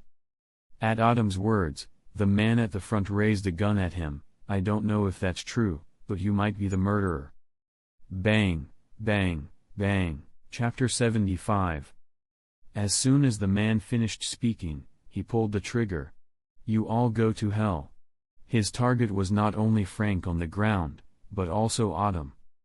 All the bullets he fired were stopped by a black shield that suddenly appeared. At the same moment, the shooter was impaled through the heart by a black short stick and dropped to the ground with a thud. Bang! The death of the man at the door caused everyone else to raise their guns and point them at Autumn. The dark matter shield retracted into Autumn's body, and the black stick that killed the man returned, also under Autumn's control. Autumn said, If I were you, I'd get on the lifeboat and leave immediately. The bombs on this ship have been activated. When this man dies, the whole ship explodes and you all die. Then Autumn ripped open Frank's chest clothing, exposing a scar. Hearing this and seeing the scar, everyone on board panicked. Frank widened his eyes and screamed at Autumn, How do you know? Why? Few minutes left, Autumn continued. Go, take to the sea and wait for the grand explosion. Boom. A bolt of lightning stabbed the sky and thunder rattled overhead. Run, run quickly. It's going to explode. All except Autumn fled in terror. Sailors, waitstaff, passengers, they all rushed to the lifeboats. Frank was desperate, his last resort made obvious by Autumn. Even dying, he couldn't drag everyone down. I never doubted a man's evil, I saw your heart was hard. Autumn explained. Originally, Autumn didn't know Frank planted a bomb, his words had been bluff. But when he planted dark matter into Frank, he sensed a foreign object, the bomb. What else, if not that? Autumn dragged Frank to the deck and watched the lifeboats depart. Some passengers had already boarded 2 vessels and escaped the Anubis. "It's all your fault." Frank, witnessing it, was crushed. He and Autumn began to rise into the air. Bang! Bang! Bang! A fireworks-like explosion erupted across the entire Anubis, exactly 5 minutes after Frank's countdown began. Some who hadn't escaped were engulfed and sank with the ship. The lifeboat passengers watched in horror. Had they left moments later, they'd have died too. They escaped by seconds. "You deserve to die too," Autumn said, snapping Frank's neck midair. Autumn paused, watching the lifeless body and anticipating whether a post-mortem Nen surge would bloom. Suddenly, Frank's thoughts after death surged forth. Nen infused Autumn's heart. "Ha ha ha," Autumn laughed maniacally, the sound echoing through thunder. After retrieving the dark matter, Autumn soared toward the fleeing lifeboats, and quickly overtook them. 5 days later, he piloted a single lifeboat, trailing a fishing vessel back to Autumn's coastal city, then went ashore. Those who'd escaped were buried at sea, likely devoured by fish. Over these days, Autumn discovered the invisible man in the secret room. Nen's flaw: footprints. Invisibility hides sight but doesn't negate physical trace. Walking in sand leaves prints. This Nen ability, plundered from Frank, resembles the Chimera Ant Division leader Meron's future ability, God's Alibi, but Invison Chamber lacks its mobility limit, though, of course, still requires oxygen. After sleeping in a seaside hotel in Purting, Autumn decided to walk.